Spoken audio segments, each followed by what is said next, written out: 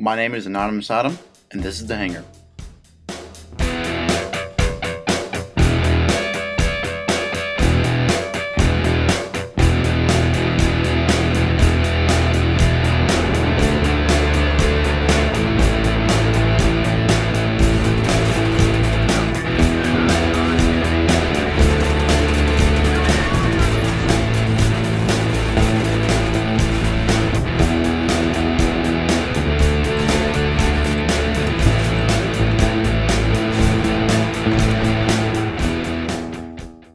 In this episode of the Hangar, I'll be covering the two main battle tanks, the T-90A and the Eb-1 Abrams.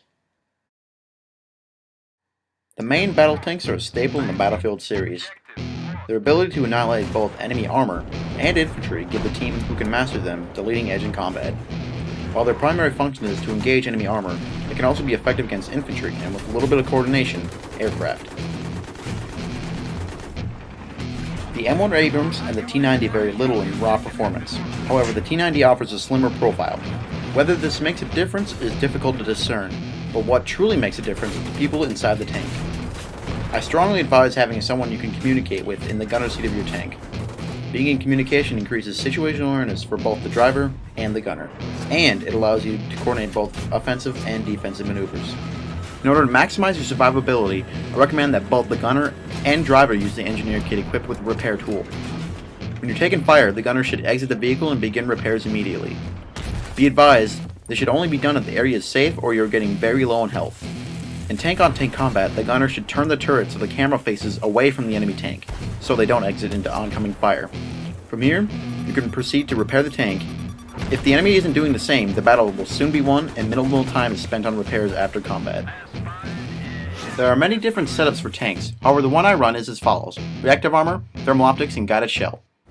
Reactive armor is invaluable as it increases the amount of enemy fire you can take. It can also be replaced if destroyed.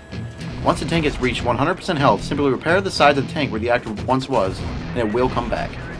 If equipped with guided shells, you can very quickly destroy enemy armor with a 1-2 punch technique. Acquire a lock-on with the guided shells, fire, and quickly switch to the main gun and hit them again. This will at least guarantee disable and will most certainly destroy them if you hit the rear. It usually takes 2 repetitions of this technique to get the full destroy, but it is fully worth it as its constant stream of fire is very deadly. With the second upgrade, I prefer to use thermal optics. It makes it incredibly easy to see enemy anti-tank mines, C4, and vehicles. It is especially valuable for spotting infantry hiding in bushes or in dark places.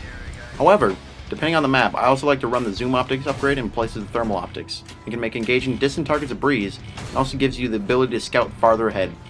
With more accurate data on target positioning, it can boost your situational awareness quite a bit. For the last slot on the tank, I recommend the guided shell and vehicle heavy maps, and the coaxial light machine gun and infantry dominated maps. The guided shell is incredibly versatile, capable of engaging ground and air targets, and can make very short work of enemy armor. The light machine gun is far more effective than the main cannon at engaging enemy infantry, and is handy if an enemy with C4 is charging you. The primary role of the main battle tank is to engage enemy armor, and when doing so, you want to have the best positioning possible. When engaging, prioritize enemy armor weak points in the following order: rear, side, and then front. The rear of the tank is by far the weakest point, as it only takes 2 shells fired directly to the back of the tank to destroy it. The strongest part of the tank is the front, and when engaging targets, should be faced towards them. The attack helicopter is arguably the single greatest threat to your tank, capable of completely destroying you in a single pass. Without the right setup, you will have a very difficult time destroying them. There is one supremely effective weapon at destroying choppers: the guided shell. When combined with the CITV station, choppers can be quickly dispatched. The main drawback to this is that you sacrifice a weapon that might be better for infantry in the third slot, such as the light machine gun or the canister shell. The CITV station can be difficult to unlock, however it is a major asset to both your tank and the rest of your team. If an enemy air vehicle is at too high of an angle for the guided shell to get a lock, I recommend that another person in the tank equipped with a javelin take advantage of the lock to destroy the enemy chopper. Do not leave the tank. Even if death seems guaranteed, it is better to make sure you go down with the tank than give the enemy such a valuable tool. Not only are you losing the tank, but also the enemy is gaining one, and until either they exit the vehicle or it is destroyed, you have no chance of getting it back. The only guaranteed loss of dying in a tank is 1 ticket.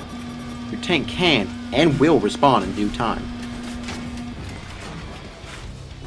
With the correct setup and careful maneuvering, main battle tanks can easily turn the tide of battle in favor of your team. Capable of dominating helicopters, infantry, and armor, tanks are an invaluable asset to your team.